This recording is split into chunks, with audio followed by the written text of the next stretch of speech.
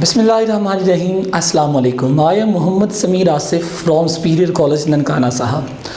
Students, आज हम बात करेंगे कैटेगरी वर्ड्स की। जी, कैटेगरी वर्ड्स जिनको हम आम तौर पे वर्ड क्लास या पार्ट्स ऑफ स्पीच भी कहते हैं।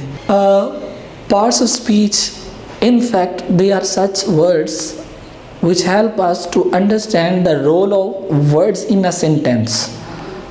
पार्ट्स ऑफ वर्ड्स ऐसे अल्फाज हैं जो कि हमारी मदद करते हैं ये चीज़ कॉम्प्रीहेंड करने में और ये चीज़ समझने में कि जो एक सेंटेंस है उसके अंदर अल्फाज का रोल क्या है। हम पार्ट्स ऑफ स्पीच को कभी भी कोई नाम इनका फाइनल डिटरमिन नहीं कर सकते अनटिल अनलेस कि हम उनका रोल ना समझते हों, सेंटेंस में उनकी परफॉर्मेंस और उनका रोल ना समझते हों। फॉर इंस्टेंस हमारे पास एक वर्ड है आफ्टर। मैं उनको 3 डिफरेंट एग्जाम्पल्स में यूज़ करूँगा। Word will remain same but the role would be different. अब लफ्ज़ सेम होगा लेकिन उसका रोल डिफरेंट होगा। ये चीज़ हमें हेल्प करेगी कि पार्ट्स ऑफ स्पीच किस तरीके से रोल ऑफ वर्ड्स को डिटरमिन करते हैं। For instance, they arrived soon after। here we have soon after। after यहाँ पे एक एडवर्ब के तौर पे इस्तेमाल किया गया। हमारा नेक्स्ट सेंटेंस है they arrived after us। यहाँ पे आफ्टर प्रपोजिशन के तौर पे इस्तेमाल हुआ। और फाइनली हमारा सेंटेंस है they arrived after we had left। यहाँ पे आफ्टर कंजंक्शन के तौर पे इस्तेमाल हुआ। हमने देखा कि वही एक लफ्ज़ किस तरीके से हर सेंटेंस में मुख्तलिफ रोल्स के साथ अपीयर हुआ। So dear students, parts of speech help us to understand और to comprehend the role of different words within a sentence. हम इनको इसलिए पढ़ेंगे ताकि हमें जो वर्ड्स का रोल है वो समझ आ जाए और हम उसके मीनिंग्स अच्छे तरीके से समझ सकें। As we all know, parts of speech are 8 in number, जो कि noun, pronoun, adjective, verb, adverb, preposition, conjunction and interjection है। And many of the grammarians they class adjective sometime before pronoun। लेकिन हम इसको उसी ऑर्डर से discuss करेंगे जो कि मैंने अभी बताया है, यानी हम पहले प्रोनाउन को डिस्कस करेंगे, बाद में एडजेक्टिव को डिस्कस करेंगे। One more thing, many of the modern grammarians they also include determiners as a part of speech. यानी वो डिटर्मिनर्स को भी पार्ट्स ऑफ स्पीच कंसीडर करते हैं। डिटर्मिनर्स ऐसे लफ्ज़ होते हैं जैसा कि an, the, this, that, my etcetera. ये डिटर्मिनर्स इनमें मास बाय अ, एन और द के बाकी जितने भी डिटर्मिनर्स का मैंने जिक्र किया है उसको आम तौर पे हम एडजेक्टिव में डिस्कस करते हैं। So let's begin with the first one, that is noun. Noun is a name of a person, place, thing और एन आइडिया। किसी भी शख्स, चीज़, जगह या किसी एब्स्ट्रैक्ट आइडिया को नाउन कहते हैं। For instance,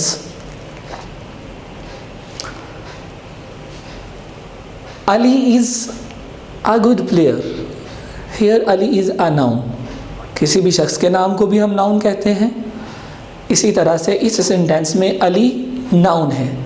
the next sentence is Lahore is a city of colleges. Lahore is a name of a place, तो ये भी एक नाउन है। इसी तरीके से नेक्स्ट वाला सेंटेंस है हमारे पास, love wins the hearts.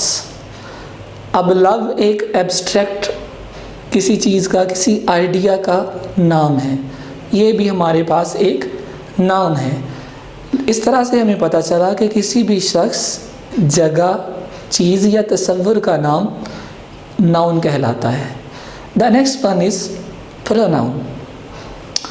Pronoun is a word that is used instead of a noun. यानी किसी नाउन की जगह पे जो लफ्ज़ इस्तेमाल किया जाता है उसे हम प्रोनाउन कहते हैं। मिसाल के तौर पे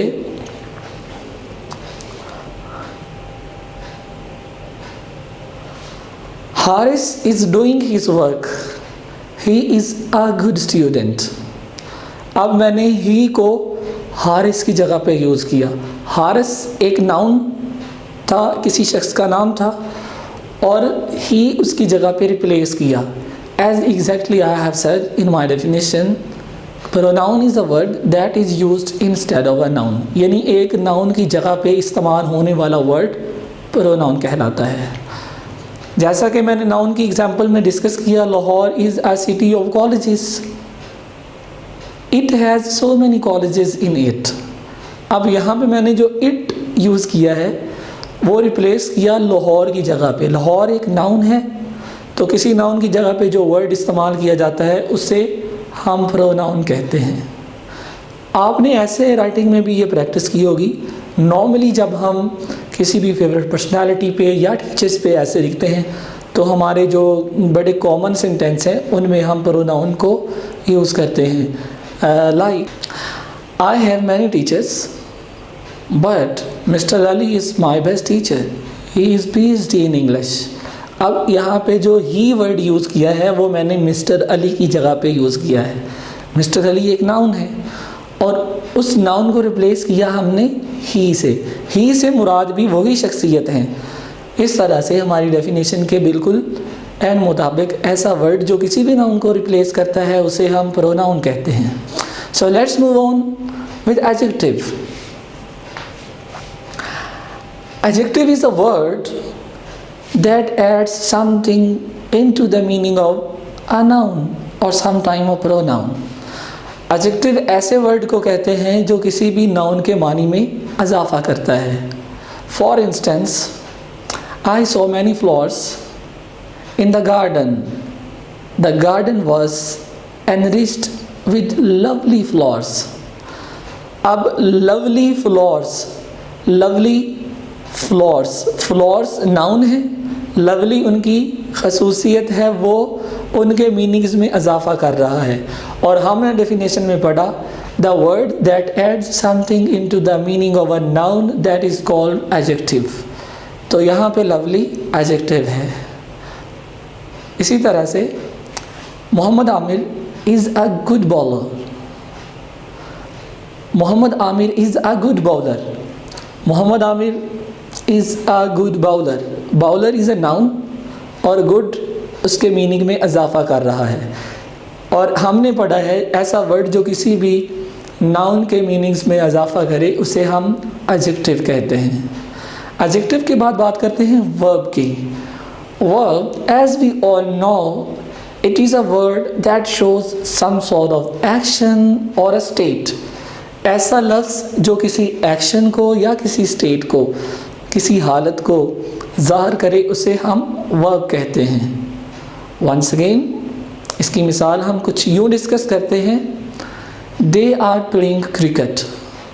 अब इसमें एक्शन परफॉर्म हो रहा है खेलने का, और इसमें जो वर्ड है playing that is a verb. Lahore is a big city या Karachi is a big city, इसमें इस डिटरमिन करता है किसी स्टेट को। तो हमने अपनी डेफिनेशन में डिस्कस किया था verb is such a word that shows an action और अ स्टेट। हमने दोनों कैटेगरीज को यहाँ पे डिस्कस किया। वर्ब के बाद हम बात करते हैं एडवर्ब की। Adverb is such a word that adds something into the meaning of a verb, an adjective और एन अदर एडवर्ब। यानी एडवर्ब ऐसा लफ्ज़ है जो कि तीन चीज़ों के मीनिंग्स में इजाफा करता है। नंबर 1 किसी भी वर्ब के मीनिंग्स में, नंबर 2 किसी भी एडजेक्टिव के मीनिंग्स में, एंड फाइनली नंबर 3 किसी भी और एडवर्ब के मीनिंग में। जैसा कि हमारे पास एग्जांपल्स हैं, दे आर वॉकिंग स्लोली। अब यहाँ पे वॉकिंग वर्ब है और स्लोली उसके मीनिंग्स में इजाफा कर रहा है, so it is an adverb. Walking slowly, slowly यहाँ पे एडवर्ब है। They are quite good writers. They are quite good writers. Writers noun है, गुड उसके मीनिंग में इजाफा कर रहा है, इसलिए गुड यहाँ पे एडजेक्टिव है, जबकि क्वाइट गुड अब क्वाइट गुड के मीनिंग्स में इजाफा कर रहा है। और गुड हमारे पास एडजेक्टिव है और हमने डिस्कस किया adverb is such a word that adds something into the meaning of an adjective as well, यानी जो किसी एडजेक्टिव के मीनिंग में भी इजाफा करता है उससे भी हम। And finally we move on ऐसा एडवर्ब जो कि किसी एडवर्ब के मीनिंग्स में इजाफा करें। They pronounced this word quite correctly. अब क्वाइट भी यहाँ पे एडवर्ब है और करेक्टली भी यहाँ पे एडवर्ब है। उनकी प्रोनाउंसिएशन करेक्टली थी और वो एडवर्ब था, और करेक्टली क्वाइट करेक्टली था। अब क्वाइट करेक्टली के मीनिंग में इजाफा कर रहा है। अब देखें, जो करेक्टली है वो प्रोनाउंस्ड को क्वालिफाई कर रहा है। प्रोनाउंस्ड एक वर्ब है और जो वर्ब के मीनिंग में इजाफा करे उसे हम एडवर्ब कहते हैं, और एडवर्ब करेक्टली की इंटेंसिटी में इजाफा कर रहा है quite. So they both are adverb. One is qualifying a verb, correctly एक वर्ब को क्वालिफाई कर रहा है, जबकि क्वाइट उस एडवर्ब को क्वालिफाई कर रहा है। जैसा कि हमने डेफिनेशन में पढ़ा, adverb is such a word that adds something into the meaning of a verb, an adjective and an adverb. Adverb के बाद बात करते हैं प्रीपोजिशन की। Preposition it usually happens before a noun. ये आम तौर पे एक नाउन से पहले आती है। बेसिकली ये एक ऐसा लफ्ज़ है जो दो ऑब्जेक्ट का रिलेशनशिप शो करता है। Preposition is such a word that shows the relationship between two objects, और it shows that how a noun और प्रोनाउन और ऑब्जेक्ट इज डिनोटेड। प्रीपोजिशन किसी भी नाउन या प्रोनाउन का या दो ऑब्जेक्ट्स का आपस में रिलेशन शो करता है। For instance, the cat was sitting under the table, they were going to college. अब यहाँ पे under the table, under preposition है, to the college to preposition है। प्रपोजिशन के बाद बात करते हैं कंजक्शन की। Conjunction is such a word that helps to connect two phrases, two sentences, two clauses और two words। यानी कंजक्शन ऐसा वर्ड है जिससे हम दो लफ्ज़ों को या दो जुमलों को आपस में जोड़ते हैं। मिसाल के तौर पर, I was going to visit my college but there was off। अब यहाँ पे but ने दो sentences को आपस में जोड़ा है। इसी तरीके से they are playing cricket and many of the spectators were watching them while playing। अब इसमें and ने दो sentences को जोड़ा है। तो such a word that connects two sentences or two words or two phrases, that is called conjunction। conjunction के बाद बात करते हैं interjection की। interjection is a word or it is an expression that shows some sudden feelings or that shows some emotions। यानी interjection एक ऐसा word है जो कि कुछ इमोशंस को या कुछ फीलिंग्स को या कुछ सडन फीलिंग्स को ज़ाहिर करता है। मिसाल के तौर पे, हमने कोई क्रिकेट मैच देखा और हमारी टीम जीत गई, तो हम खुशी में जो एक एक्सप्रेशन शो करेंगे, सडन एक्सप्रेशन या इमोशन शो करेंगे, वो इंटरजेक्शन होगा। मिसाल के तौर पे हम कहेंगे हुर्रा और wow we have won the match. अब इसमें जो हुर्रा है ये एक इंटरजेक्शन एक्सप्रेशन है, इसमें हमने सडन फीलिंग्स को ज़ाहिर किया है। या खुदा न खास्ता कोई हमारे साथ ट्रेजेडी होती है, कोई इंसिडेंट वाक़ होता है, तो हम कहते हैं alas she has broken her leg. अब अलास ये भी इंटरजेक्शन है और इसमें कुछ इमोशंस या सडन फीलिंग्स को हमने ज़ाहिर किया है। So students, this was all about category words or parts of speech, but stay a minute। जैसा कि मैंने अपने लेक्चर के शुरू में बताया था कि बहुत सारे ग्रामेरियंस डिटर्मिनर्स को भी पार्ट्स ऑफ स्पीच कंसीडर करते हैं, और उनमें एन और द के अलावा बाकी जितने भी डिटर्मिनर्स हैं उनको हम आम तौर पे एडजेक्टिव में कंसीडर करते हैं, जो कि हम जब इन पार्ट्स ऑफ स्पीच को डिटेल से डिस्कस करेंगे तो हम उनके बारे में भी बात करेंगे।